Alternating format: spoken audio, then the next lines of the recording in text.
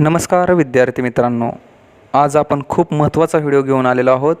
आजच्या व्हिडिओमध्ये आपण सांगणार आहोत की पोलीस भरतीचा अभ्यास नक्की कसा करावा.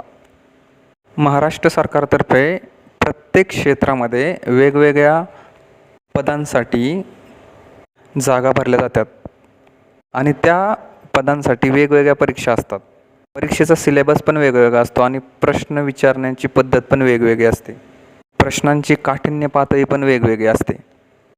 MPSC मार्फत घेतल्या जाणाऱ्या परीक्षांसाठी अभ्यासक्रम वेगळा असतो व त्यांची तयारी करणेसुद्धा वेगळ्या पद्धतीने करावी लागते. त्यासाठी करावा लागणारा अभ्यास पण वेगळ्या पद्धतीने करावा लागतो. आज आपण पाहणार आहोत की फक्त पोलीस भरतीसाठी अभ्यास कसा करावा. जर आपल्याला 90+ मार्क मिळवायचे असतील तर आपणाला अभ्यास कसा केला पाहिजे. जास्तीत जास्त मार्क घेण्यासाठी काय वाचलं पाहिजे हे आपण आजच्या व्हिडिओमध्ये पाहणार आहोत. पोलीस भरतीमध्ये 90पेक्षा जास्त मार्क मिळवणारी पण मुलं आहेत आणि काही तर 100पैकी 100सुद्धा मिळतात किंवा 90च्या प्लस किंवा 95+ मारतात. ते पण आपल्यासारखीच मुलं असतात. ते मारू शकतात तर आपण का मारू शकत नाही. त्यांना पण सगळं सेमच मिळालेलं आहे. प्रत्येकाकडं तर 24 तास आहेत. फक्त त्यांची अभ्यास करण्याची पद्धत वेगळी आहे. कोणी जास्त वेळ अभ्यास करून सुद्धा कमी मार्क पडतात आणि कोणी थोडा वेळ अभ्यास करून सुद्धा जास्त मार्क पडतात. बरेच विद्यार्थी असे असतात की ते रात्रंदिवस फक्त पुस्तक घेऊन बसतात, परंतु त्यांना मार्क असं पाहिजे असे त्यांचे मार्क वाढत नाहीत. आणि काही विद्यार्थी असे असतात की ते थोडाच अभ्यास करतात पण प्रॉपरली अभ्यास करतात.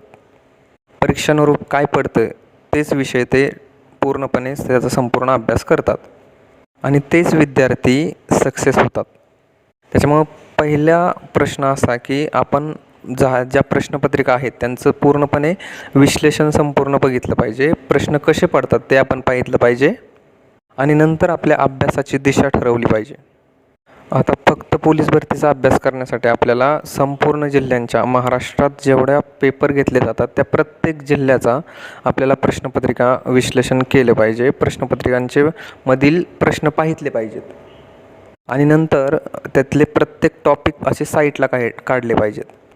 नक्की त्यांचा प्रश्न विचारण्याच्या कोणत्या टॉपिकवरती त्यांनी जास्त भर दिलेला आहे ते टॉपिक साईटला काढून सगळ्यात जास्त फोकस त्याच प्रश्नांवरती केला पाहिजे. आणि पोलीस भरतीला असे ठराविक काही घटक आहेत ते नंतरच्या व्हिडिओमध्ये मी सांगेलच पुढल्या, की ते वारंवार रिपीट होतात. प्रत्येक वर्षी त्याच्यावरती प्रश्न पडतातच. त्याच्यामुळे ते टॉपिक तर एकदम परफेक्ट केलेच पाहिजेत. चला तर आता समजून घेऊया की नक्की अभ्यास कसा केला पाहिजे.